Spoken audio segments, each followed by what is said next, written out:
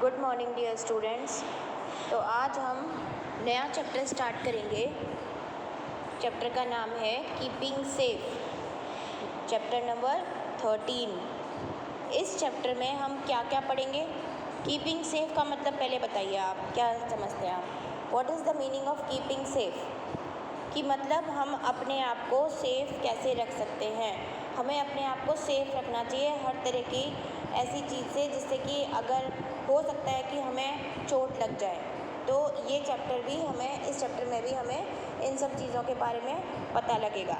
इस चैप्टर में हम क्या क्या पढ़ेंगे? Sometimes many useful things around us become unsafe and dangerous. कभी कभी क्या होता है कि हमारे चारों तरफ जो यूज़फुल चीज़ें होती हैं वो भी हमारे लिए अनसेफ बन जाती हैं और डेंजरस बन जाती हैं। डूज़ एंड तो इस चैप्टर में हम क्या पढ़ेंगे? Dos and don'ts to stay safe. अपने सेफ रहने के लिए हमें क्या करना चाहिए और हमें क्या नहीं करना चाहिए। सेफ्टी एट होम, हम घर में कैसे सुरक्षित रह सकते हैं। सेफ्टी एट द प्लेग्राउंड, हम प्लेग्राउंड में कैसे सेफ रह सकते हैं। सेफ्टी ऑन द रोड, हम रोड पे कैसे सेफ रह सकते हैं। एंड सेफ्टी एट स्कूल, हम स्कूल में कैसे सेफ रह सकते हैं। तो ये सब हम इस चैप्टर में पढ़ेंगे। तो हम स्टार्ट करते हैं chapter. Sometimes many useful things around us become unsafe and dangerous. तो कभी कभी क्या होता है कि हमारे चारों तरफ की कुछ चीज़ें होती हैं वो हमारे लिए अनसेफ हो जाती हैं और डेंजरस हो जाती हैं। When we don't follow the rule of how to use them properly, अगर हम ये नहीं अच्छी तरह से ये फॉलो नहीं करेंगे कि हमें वो उन चीज़ों को कैसे यूज़ करना चाहिए। We need to be careful always, हमें हमेशा केयरफुल रहने की ज़रूरत होती है, हमेशा। We must know the following, और हमें को क्या क्या पता होना चाहिए। सबसे पहले नंबर पर पिक्चर देखिए आप। Do not play with fire. सबसे पहले हमें क्या करना है? हमें आग के साथ नहीं खेलना है, फायर के साथ बिल्कुल नहीं खेलना है। जैसे ये लड़का क्या कर रहा है, कागज़ लेके हाथ में, एक पेपर हाथ में लेके उसको जला रहा है, तो दिस इज़ बिल्कुल wrong, very wrong thing. 2 minute लगते हैं आग को, अगर आपके कपड़ों पर लग गई तो आप जलने में आग जो है वो 2 मिनट में जला करके सब कुछ ख़त्म कर देती है। तो do not play with fire. Do not play with knife और ब्लेड, कभी भी हमें नाइफ से, चाकू से और ब्लेड से नहीं खेलना चाहिए, हमारा हाथ कट सकता है। उसके बाद do not play on the road और रोड साइड, कभी भी हमें रोड पर या रोड के किनारे नहीं खेलना चाहिए। उसके बाद do not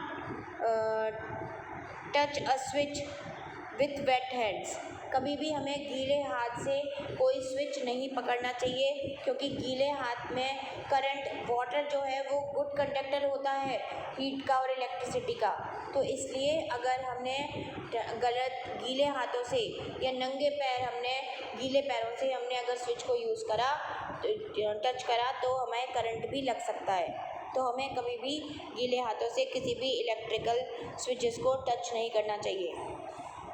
do not fly a kite and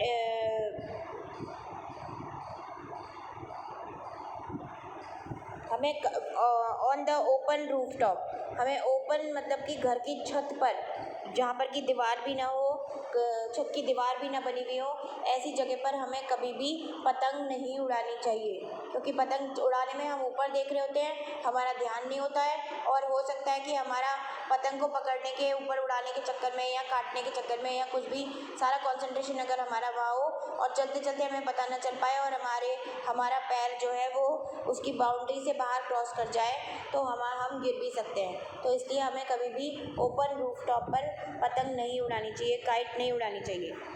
उसके बाद डोंट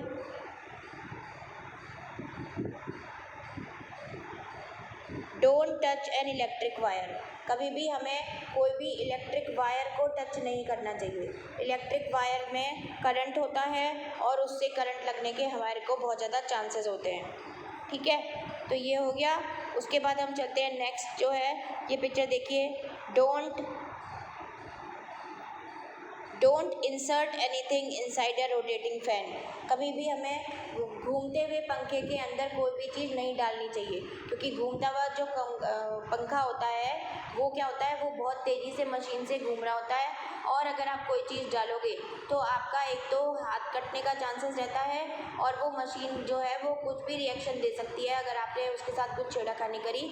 तो इसलिए हमें कभी भी कोई घूमते हुए पंखे के अंदर में कोई भी बाहर से कोई भी आइटम नहीं डालना चाहिए।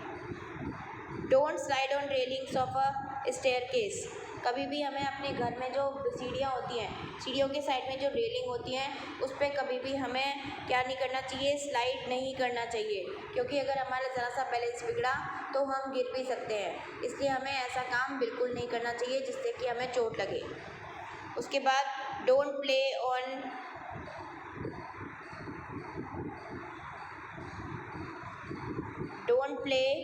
और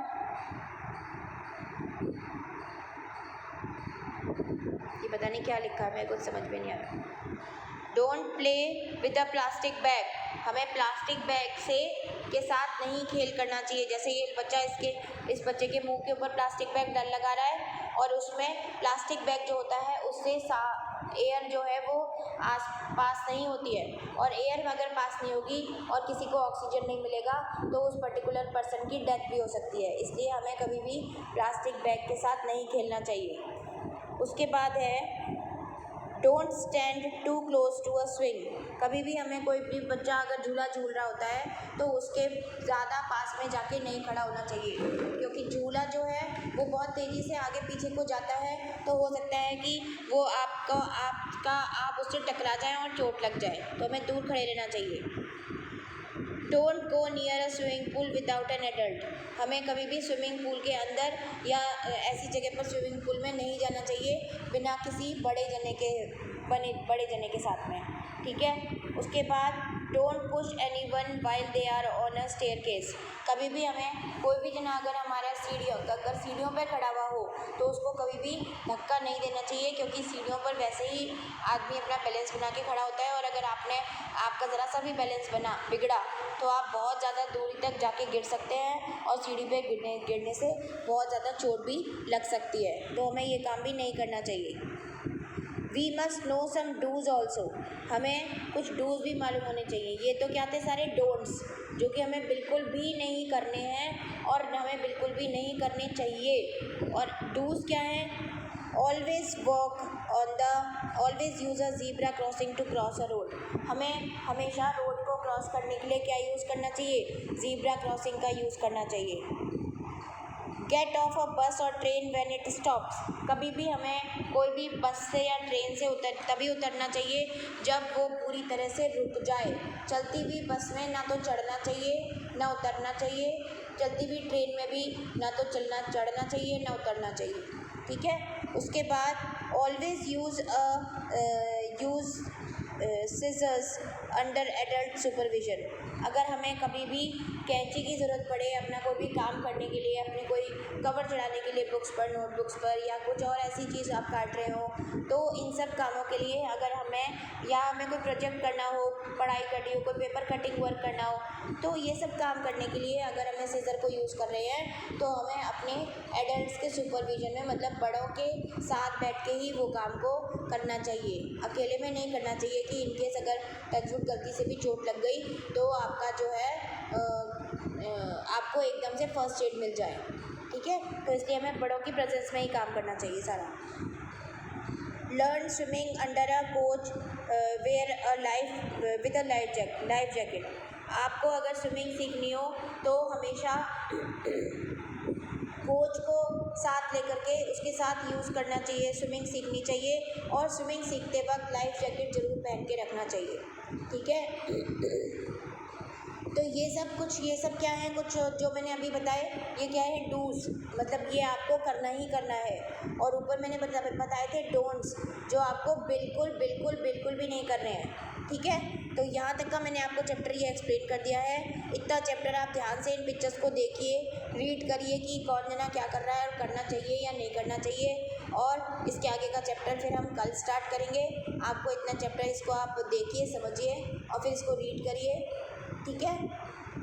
okay, now start doing your work.